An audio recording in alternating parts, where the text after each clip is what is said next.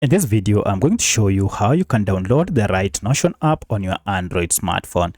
If you found this video helpful, please like and subscribe to this channel. Alright, to get the right Notion app, you need to go ahead and look for Play Store on your apps. And for my case, my Play Store is here. So go ahead and tap on Play Store.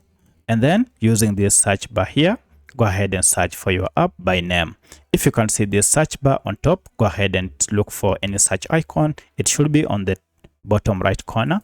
If you tap on it, now you can just search for your app by name, and then to search for it, tap on the search icon again here, and then tap on it to open. Now to know that this is the right app, make sure it is from Notion Labs niche. And at the time of recording this app had a star rating of 4.7 with over 321,000 reviews.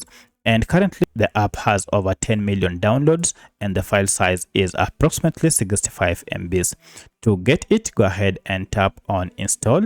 And this will go ahead and download the latest version of Notion, Notes, Task, and AI app, and then install it on your smartphone. Once it has been installed, you can proceed and open it from here.